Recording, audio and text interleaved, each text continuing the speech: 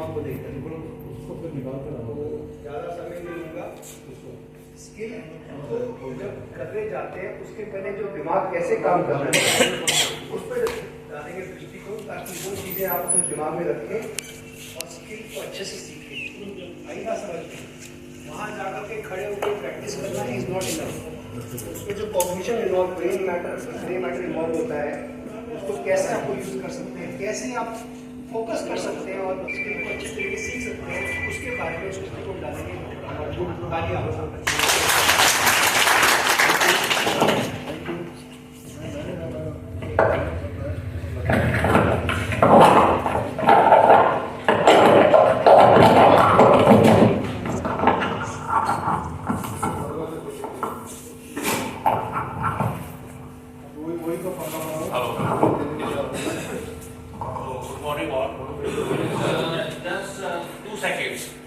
answer this question. That is what we give us एक रुपया 10 पैसा. So that एक रुपया ज़्यादा है बॉल से. बॉल की क्या कॉस्ट कितनी है? जल्दी से. पढ़ लो जल्दी से बताओ पर. हाँ? 10 पैसा. सब एग्री कर रहे हैं? जल्दी से 10 पैसा. ठीक है. कैसे 10 पैसा है? बताओ दोनों चीज 1 रुपये 10 पैसे. हाँ नहीं 1 रुपये ज्यादा है बॉल से. देखो क्या लिखा है, एक बैट 1 रुपये से ज्यादा है, तो बैट कितने का हो गया? नहीं 10 पैसे की तुमने बॉल था और बैट 1 रुपये ज्यादा है, तो बैट कितने का हो गया? ज्यादा है ठीक, उसी से पूछते हैं. एक बैट क्या है? बॉल से 1 रुपये ज्यादा है. तुमने कहा बॉल 10 पैसे की है, तो बैट कितने का हो गया? 1 रुपये 10 पैसे का. और दोनों कितने की होगी फिर? 1 रुपये 20 पैसे की. और यहाँ क्या है? 1 रुपये 10 पैसे. हाँ, तो अब क्या है? This is like system one thinking. हम क्या करते हैं कि आवर ब्रेन, हमारा दिमाग ना कॉम्प्लेक्सिटी नहीं जाता. सिंपल आपने देखा है बैट ठीक है 10 पैसे की हो गया है ना. But the answer is you told 5 पैसा. क्योंकि आपने देखा जैसे कि एकदम कार आ रही है, आप एकदम बताओगे, सोचा नहीं आपने, उसमें कोई हम प्रेडिक्ट नहीं करते, हम सोचते नहीं है, जल्दी से एकदम पीछे हटते. ठीक है, परंतु यही हमें देखना है जब हम कोई स्किल सीख रहे हैं. वो तो एक अलग मैं भी बताऊंगा थोड़ा सा.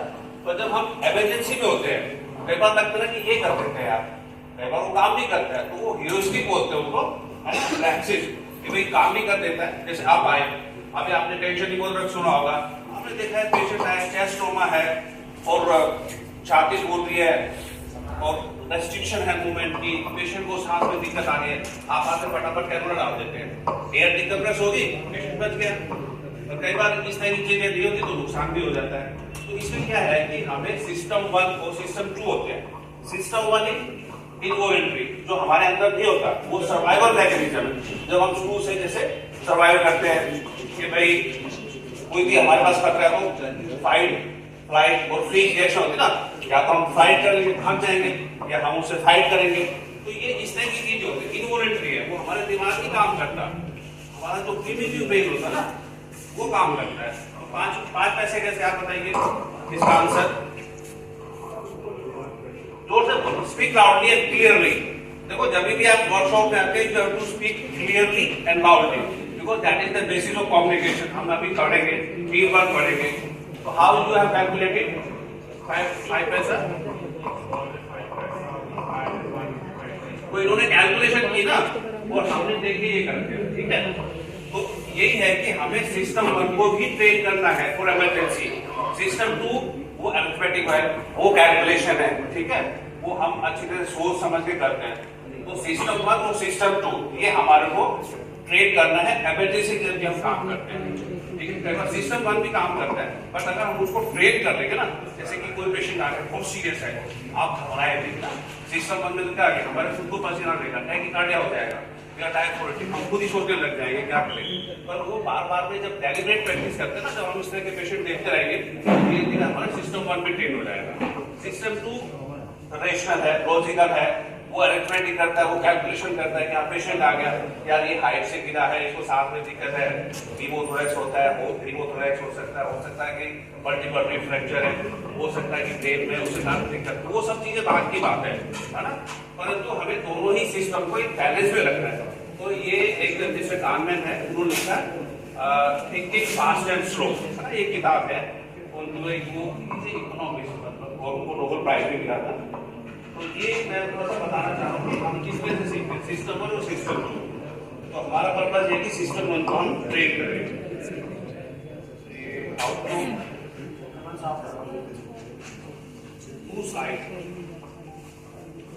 साहब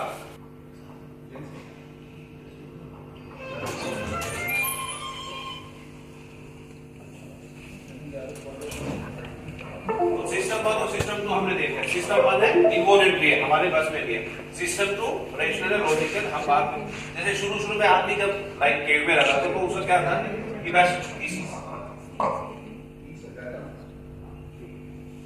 जीता रहना है ना, खाना है, सोना है, कैसे खाना मिल गया बस ठीक है।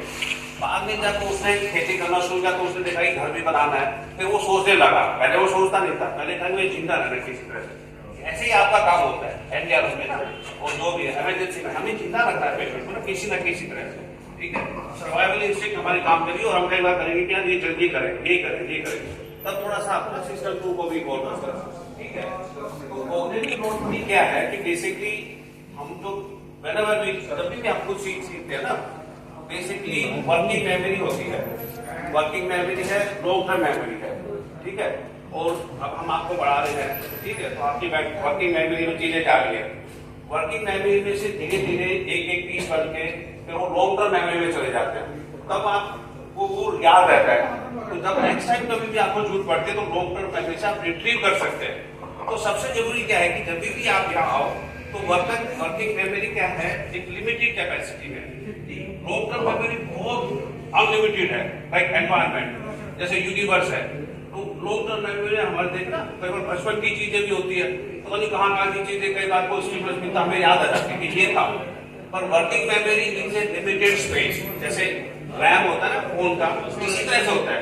तो बेसिकली पर्पज क्या है कि जब भी आप आते हैं तो आप वर्किंग मेमोरी को थोड़ा सा फ्री रखें। फ्री इन द सेंस कि अगर आपने कोई इस तरह की, जैसे कि एक तो हमें भी कम करना है कि ज्यादा इंस्ट्रक्शन ना दे आप लोग, ठीक है, क्योंकि वो एक इंटेंसिव लोड है, एक्शन का ज्यादा नहीं होगा।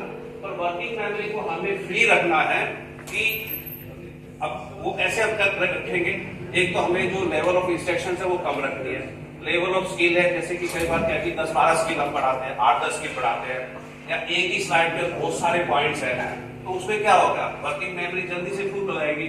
वो फिर क्या होगा कि जो भी हम पढ़ा रहे हैं वो उसमें जाएगा नहीं, इट विल बाउंस बैक, वो वापस आ जाएगा। तो जब आपका वर्किंग मेमोरी में नहीं गया तो फिर लॉन्ग टर्म मेमोरी में नहीं जाएगा, ठीक है। लर्निंग के लिए जरूरी है कि जो चीजें हम पढ़ा रहे हैं, एक तो आपका वर्किंग मेमोरी में ज्यादा प्रयोग ऑपरेशन ना हो दिमाग में, ये भी चल रहा है वो भी चल रहा है। तो जो भी जैसे रैम में होता है, फोन में होता है, अगर डेटा फुल हो रहा है तो फिर वो बाउंस बैक करता है, नहीं जाता ना। तो ऐसे ही एक कंसेप्ट है, एक तो एनवायरमेंट है जहां से हमें सीख रहे हैं, जैसे हम आपको पढ़ा रहे हैं, ठीक है।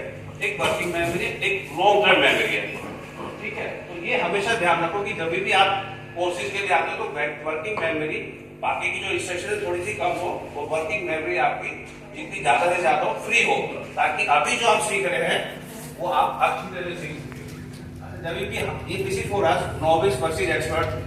तो नोविस लाइक अगर आप पहली बार सीख रहे हैं तो हमें सिंपल एग्जाम्पल से सिखाना है, और जो एक्सपर्ट है उनको हम प्रोग्राम क्वालिटी सिखाते हैं। तो शुरू में हम आपको सीख रहे हैं, जैसे आगे भी अगर आप पढ़ाओगे तो सिंपल चीज, जैसे लोगों को सिंपल तरीके से पढ़ाना, जो जिन्होंने नहीं सीखा हुआ है। एक्सपर्ट है उनको हम टेक्निकल लैंग्वेज में या और कॉम्प्लिकेटेड सिनारियो देंगे ना, जैसे ट्रॉमा में अभी हम सिनारियो क्रिएट करेंगे तो वो ज्यादा कॉम्प्लिकेटेड सिनारियो नहीं होना चाहिए नोविसेस के लिए, ठीक है। अच्छा, इससे पहले देखिए है कि प्री वर्कशॉप असाइनमेंट आपको दिया गया था, तो आप पढ़ के आए हैं। तो अब क्या होगा कि मैं भी लेक्चर दे रहा हूँ, कर्नल साहब ने दिया, कर्नल चावला ने दिया, अब आपको कंपार्टमेंट हुई ना, वर्किंग में जा रही है चीजें। तो अब क्या है कि स्किल सीखेंगे, एक्चुअल स्किल। अब यहाँ आपको बोला गया कि भाई चेस्ट कंप्रेशन करना है, फिर क्या हो जाएगा कि भाई उसका चेस्ट कंप्रेशन रेट है, फिर टेस्ट है, फिर हाई क्वालिटी चेस्ट कंप्रेशन है। अभी तो EtCO2 की बात नहीं हुई है ना, EtCO2 भी एक नंबर होता है कि जब आप हाई क्वालिटी चेस्ट कंप्रेशन करते हैं तो उसके 5 कंपोनेंट है। तो इस तरह की चीजें, फिर आपको सिंगल रेस्क्यूअर, डबल रेस्क्यूअर, है ना, फिर वो बैक मास वेंटिलेशन और 1 सेकंड देना है, AED यूज करना है, कॉल करना है, ये बहुत सारी चीजें हो जाती है। तो अगर प्री वर्कशॉप असाइनमेंट ये होता है कि अगर आप पढ़ के आते हो तो आपको पता है कि यार हाई क्वालिटी चेस्ट कंप्रेशन मुझे करना है। इट इज नॉट सिर्फ चेस्ट कंप्रेशन नहीं करनी, वो हाई क्वालिटी कर रहे हैं तभी पेशेंट बच जाता है। ऐसे नहीं कि हम बस किसी तरह से भी चेस्ट कंप्रेशन करो पेशेंट बच जाए, ऐसे नहीं। तो आपको पहले से अगर पता है कि हाई क्वालिटी चेस्ट कंप्रेशन के 5 कंपोनेंट है या 6 कंपोनेंट है, आपको प्री वर्कशॉप असाइनमेंट दिया गया है, आप पढ़ के आइए। तो अब हमें बार बार में आपको ये नहीं पढ़ना पड़ेगा कि हाई क्वालिटी चेस्ट कंप्रेशन क्या होता है, हम कहेंगे to high quality chest compression, तो आपको पता है। तो जब भी हम कोई सीखे, हम कभी भी किसी स्किल लर्निंग में जाए, तो जो प्री वर्कशॉप असाइनमेंट होता है वो पढ़ना बहुत जरूरी होता है। क्योंकि फिर आपको जैसे AED है तो मुझे बार बार आपको फुल फॉर्म नहीं बतानी पड़ेगी, व्हाट इज AED। अब AED का क्या मतलब है आप बताओ। सेकंड, AED की फुल फॉर्म क्या है? तो ये ठीक है ना। तो ये चीजें है कि हमें इमीडिएटली पता लग जाएगा, है ना। एक डिफिब्रिलेटर होता है, फिर एक जैसे वेंट्रिकुलर टैकीकार्डिया है, एक पल्सलेस वेंट्रिकुलर टैकीकार्डिया है, एक वेंट्रिकुलर फिब्रिलेशन है, ठीक है। एक कोग्निटिव वेट वाला लेके आना सॉरी। अब क्या है कि तो हमें चाहिए नीला वाला और वो दोनों ले लो। हमारा मतलब क्या एंथुसियास्टिक, हम चीयरफुल है कि यार हम आए हैं। एक तो थोड़ा सा जब भी स्किल जाओ तो थोड़ा सा एक होना चाहिए हम नई चीजें सीखने वाले हैं, ठीक है। तो एक इंट्रिंसिक लोड है, जैसे कि अगर आपकी पार्टी हो रही है, हाँ भाई आज पार्टी हो रही है तो बैग वैग लगाएंगे तो लगता है ना कि हाँ मजा आने वाला है। तो वो एक इंट्रिंसिक लोड है कि आप करना चाहते हैं वो काम, तो वो तो हमें करना है ऑप्टिमम के इकाई में। और जो बाकी की इंस्ट्रक्शंस है जैसे कि आप मुझे कपड़े पहनते बनाना चाहिए, तो वो हमें कम से कम करने, ठीक है। अब क्या होता है कि हम स्किल को कैसे सीखते, तो पूरा हम जैसे अब अभी हम आपको GLS पढ़ा रहे हैं तो सारी चीजें एकदम ही नहीं लेके जाने दिमाग के अंदर, क्या करेंगे माइक्रो स्किल करेंगे। सबसे पहले क्या है कि अगर हम बात करेंगे भाई माइक्रो स्किल, इसमें क्या है सबसे पहले क्या है कि हैंड पोजीशन। अब हमें पता है कि ये जो हील है ना उससे करना है और ये ऐसे है, तो ये एक माइक्रो स्किल होगी, ठीक है। पहले ये आप अपने ये लो इसमें वर्किंग मेमोरी में लेके जाओ and then throw it back to long term memory, ताकि वो जंकिंग के थ्रू मतलब कि ऑटोमेशन फिर आप उसको वापस भी कर सकें जब आप किसी को पढ़ा दें। फिर सेकंड क्या होगा कि ये lower one third of sternum, ठीक है, ये दूसरी स्किल होगी। अभी हम देखेंगे जो नोविसीज है वो कई बार क्या होता है कि वो नहीं कर पाते इस तरह का ना, वो इसी से करते हैं, हाथ इधर से इधर ऐसे से इधर। तो ये धीरे धीरे माइक्रो स्किल्स है। आप देखें क्या क्या पोजीशन की, चेस्ट का क्या, फिर जब बैक मास वेंटिलेशन कर रहे हैं तो हमें हेड लिफ्ट चैन लिफ्ट करना है। तो ये क्या है कि आपको एक एक अगर ये माइक्रो स्किल पढ़ेंगे और फिर हम पूरा BLS कर देंगे, तो माइक्रो स्किल होती है उसके लिए तो क्या है कि वर्किंग मेमोरी हमें स्पेस कम चाहिए। तो जब वर्किंग मेमोरी में स्पेस कम चाहिए तो वो जल्दी जाके बैठ जाएगी, बजाय कि हम बहुत सारी 10 स्टेप जो है एक साथ ही वर्किंग मेमोरी में लेके जाए, फिर वो लॉन्ग टर्म मेमोरी में नहीं जा पाएगा।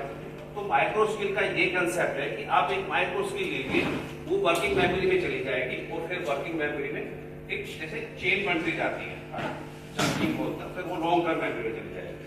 तो जल्दी भी अभी ये है, कल आप ट्रोमा में भी सीखेंगे या ट्रोमा नहीं सीखना है, ट्रोमा के लिए अलग है करने।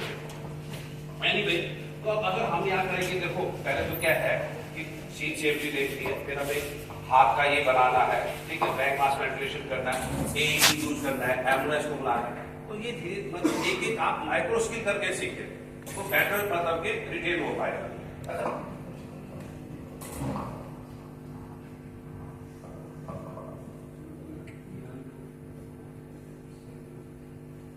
ये क्या है कि कभी भी आप जाओ तो कोई छोटा छोटा स्किल सीखो, आपको रिफ्लेक्टिव प्रैक्टिसेस क्या है कि भाई आपने कैसे काम किया है, किसी और ने कैसे काम किया है, क्या मैं आगे करूं जो मैं भी बेटर कर सकूं। रिफ्लेक्शन मतलब कि आपको जैसे डीब्रीफिंग का भी सर कर रहे थे, पर वो तो होगी डीब्रीफिंग, पर आपको अपनी सेल्फ असेसमेंट भी करनी है। आज ही नहीं, जिंदगी में हमेशा ही आपको सेल्फ असेसमेंट रिफ्लेक्टिव प्रैक्टिसेस में मैंने आज कैसे काम किया, आप अपने साथियों से जरूर पूछे। या आपको ये लगता है कि यार मैंने ठीक नहीं किया, उसने ठीक किया, तो उसने ठीक किया है तो कैसे किया है, उनसे आप पूछिए। जब तक रिफ्लेक्टिव इंडिया में हमारे क्या कर रहा है, क्लोन कल्चर, उसने ऐसे किया तो हम भी ऐसे करते जाएंगे, क्योंकि थोड़ा सा हायरार्की का भी चक्कर है कि भाई हायरार्की में आप क्वेश्चन नहीं पूछ पाते हैं। तो मैं ये जरूर चाहूंगा कि जब भी आप करो तो रिफ्लेक्ट अपने आप के जरूर करना है एक्शन पे, क्या मैंने कैसे किया, उसने कैसे किया था।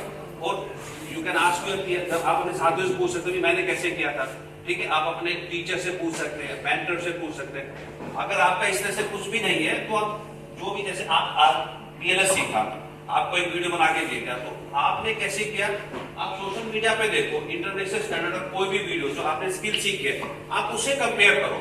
मैं हमेशा ये करता हूँ, और तभी मैं ये कुछ इनोवेट में जितनी भी मैं चीजें अभी हम आपको दिखाएंगे हमने क्या क्या चीजें बनाई है, ये कैसे बना पाया, क्योंकि मैं हमेशा अपना काम कंपेयर करता हूँ इंटरनेशनल मास्टर से, जो भी है।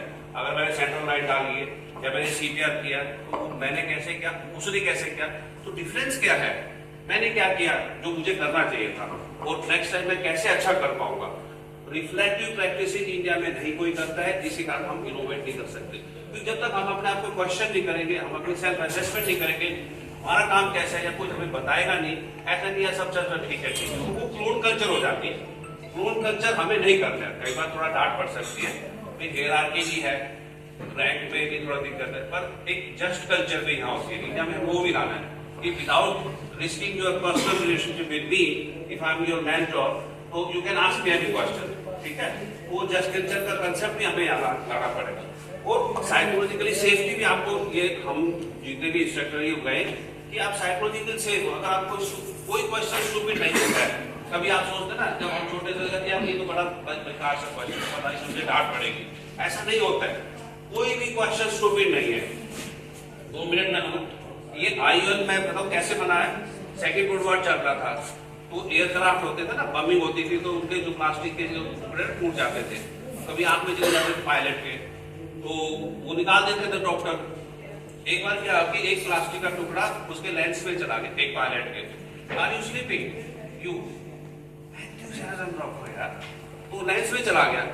अब वो आया पायलट डॉक्टर के पास, हैरोल्ड, डॉक्टर हैरोल्ड है शायद, तो अब उस लड़के ने पूछा, उस स्टूडेंट ने पूछा कि अब इसके लेंस में चला गया प्लास्टिक का टुकड़ा, क्या आप इसका लेंस निकाल देंगे? तो उस डॉक्टर ने कहा कि यार क्या लेंस निकाल देंगे तो फिर कैसे कुछ हो पाएगा। तो शाम को घर गया तो उसने देखा कि सोचा कि यार अगर हम इसका लेंस निकाल दें, और जिस मटेरियल का ये प्लास्टिक है, तो इनर्ट प्लास्टिक होता था ना, उसमें कुछ रिएक्शन नहीं होती थी, और हम इसी का लेंस बना के इसकी आंख में लगा दें तो वो गया फिर ऑप्टोमेट्री के पास, उसी मटेरियल का उन्होंने लेंस बनाया, ऐसे IOL बना था। तो उसने तो उस टाइम तो बोल दिया, इंस्ट्रक्टर बोल देते कि भाई स्टूपिड है, पर तो नहीं, वो ऐसा होता है। पर no question is a stupid question. मैं बता रहा हूँ, I am trying to analyse Indian working culture, और मैं इंडिया का वर्क कल्चर क्या है, हम कैसे सीखते हैं, आपको क्या सीखते हैं, मुझे बढ़ाने में क्या प्रॉब्लम है, मैं ये भी देख रहा हूँ। एक तो सबसे पहले हमें क्लोन कल्चर नहीं करना है, सब ऐसे कर रहे हैं यार, वैसे वो नहीं कर रहे हैं। तो देख लो, एक स्टूपिड क्वेश्चन ने IOL इन्वेंट किया, ऐसे बहुत सारी स्टोरी है। इसने कहा कि क्या भगवान है यार, ये क्या क्वेश्चन है, जैसे कुछ नहीं होता। हम जब चीज करते इनोवेट करते हैं, हमारे जैसे एम्प्लॉय है, वो कई बार इतने बढ़िया आइडिया देते हैं कि मैं सोच भी नहीं सकता। अभी आप थोड़ा सा देखो वो भी। तो मेरा पर्पज आपको ये है कि जब भी आप एक तो साइकोलॉजिकली सेफ, टाट का कोई मतलब इशू नहीं होता है, जैसे देते हैं, तो हमें आपको साइकोलॉजिकली सेफ फील करवाना कि आप सीख रहे हैं, कोई बात नहीं, गलती होगी पर आप फिर भी आप सीखोगे, है ना। आपका मतलब तो ये है ना कि मैं मूर्खता करके आऊंगा, अब मैं जा रहा हूँ दिल्ली सीखने के लिए, ये तो आपका पर्पज है ही। आपका भी पर्पज है कि मैं सीखूं। तो एक लर्निंग ओरिएंटेड बिहेवियर भी आपको डिस्प्ले करना है, एलओबी, कि हाँ आप भी सीखने के इच्छुक है। नहीं तो हम ऐसे बोलते रहेंगे, कोई सो रहा है, कोई थोड़ा ऊँग रहा है, कोई उबासी ले रहा है। तो मैं ये नहीं समझता, अगर MDR पे कैंडिडेट है और 10-20 में अगर वो 3 बार उबासी ले रहा है, तो मेरे को लग रहा है फिर वो जो भी बचाने जा रहा है ना, वो उबासी लेते लेते वापस आते कि भाई मैंने कैसे किया। आप मैडम से पूछ सकते हो, कुलीग से, अपने मेंटर से, इंस्ट्रक्टर से, जहाँ आप काम कर रहे हो वहाँ। तो ये धीरे धीरे ना इंक्रीमेंटल फिर आपको इंप्रूवमेंट आएंगे। मैंने जब शुरू एक मैनिकिन बनाया तो बहुत ही बेसिक सा था, अब हम बड़े कॉम्प्लिकेटेड मैनिकिन बनाते हैं। तो मैं अपने एक्सपीरियंस से बताऊं, काम धीरे धीरे आप रिफाइनमेंट करते रहे तो इसी से आपको स्किल में भी होगा। फिर आप सीरियस से सीरियस पेशेंट भी देखोगे ना तो घबराओगे नहीं, ठीक है यार मेरी ट्रेनिंग है, मैं ऐसे पेशेंट देखता रहता हूँ, कोई दिक्कत नहीं है, we will take care of this patient, ठीक है। आखिरी में क्या होता है कि जैसे आप टीम में काम करोगे तो टीम में मैं कहूँगा कि 5S और 5T क्या है बेसिकस के डॉक्टर, तो or intern tell me what are the 5S 5T?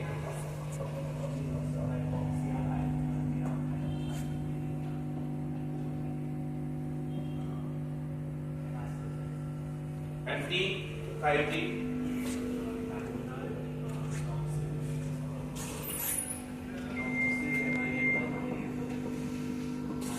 तो ठीक है, एक वो यार अच्छी बात है, परंतु आजकल कंसेप्ट क्या है, अगर आप पढ़ रहे हैं, आप मैनेज कर रहे हैं, अभी तो ये आराम से बैठे ना, हम आस्किंग एक क्वेश्चन, पर जब लाइफ इज एट स्टेक, किसी का जीवन अगर है तो सब घबरा रहे होते हैं कि क्या किया जाए क्या किया जाए, तब ये 5 में से 3 याद कर पाएंगे, ठीक है। हो सकता है कि बातचीत और भी है, तो कभी भी अगर इस तरह की चीजें है ना तो आप छोटे छोटे इस तरह की ना नोट्स बना के किसी भी, जैसे आप 5 पेन कर रहे हो तो एक की जेब में रखो, और तभी आप कर रहे हो तो एक को बोल दो कि भाई 5S की 5T जरा बता दो, क्या हमने देख ली है वो 5S और 5T, तो वो एक आदमी पढ़ सकता है, ठीक है। तो ये this is a concept of cognitive add.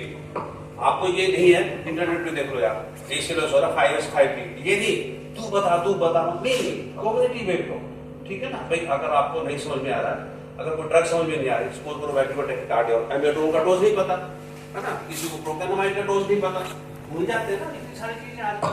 तो take cognitive aid, help internet पे, या फिर अगर आप फील्ड में जा रहे हो तो हाँ भाई आपने हाई क्वालिटी टेस्ट का ऑपरेशन कर लिया, देखा क्या क्या होता है यार, ये है रेट है, डेप्थ है, रिकॉइल है, बैक मास वेंटिलेशन, 5 चीजें हम कर रहे हैं तो ठीक है। तो इस तरह से क्वालिटी आएगी। इंडिया में थोड़ा सा मैं ज्यादा क्रिटिसाइज नहीं करूंगा, क्वालिटी का भी इशू है ना, पर वो धीरे धीरे होगा। तो ये कंसेप्ट है, ये अमेरिका की कंसेप्ट है, मेरे कंसेप्ट है नहीं, पर वो डेफिनेटली ज्यादा उनका सर्वाइवल, हमारे यहाँ 4 पेशेंट का भी सर्वाइवल नहीं है कि कोई out of hospital cardiac arrest हुआ और वो यहाँ इंडिया में बच गए हैं। तो वो क्या है कि वो धीरे धीरे जिस हिसाब से हम काम करें, then we will learn and save more। तो कॉग्निटिव एड ये हमारे हॉस्पिटल चलता है, सारे स्टाफ के पास ये होता है, उनको बोल देते हैं कि आप बताइए 5S की 5T या इसका डोज बताइए, मैं आपको दे दूंगा ये। तो ये जहां आपका सर्कमस्टांसेस है कि आप किस तरह के भी काम होते हैं, तो जैसे ABCD प्रोटोकॉल है, हमें ये हमने देख लिया, हैव यू मिस्ड एनीथिंग, ऐसा नहीं कि मुझे सारा कुछ याद है मैंने कर लिया है, पर क्या है कभी आप टीम लीडर हो तो बनाओ कि क्या मैंने कहीं कुछ मिस किया है या मुझे कुछ और करना चाहिए था। कई बार चीजें होती है, कई बार करके सब आप पहले तो उसमें ऐसे करते थे, इसमें आपने नहीं किया, छोटी मोटी चीजें ऐसे हो जाती है, पर यू शुड आस्क, है ना। तो ये एक कॉग्निटिव एड का कंसेप्ट है, ये भी हमें थोड़ा सा इंडिया में लेके आना पड़ेगा।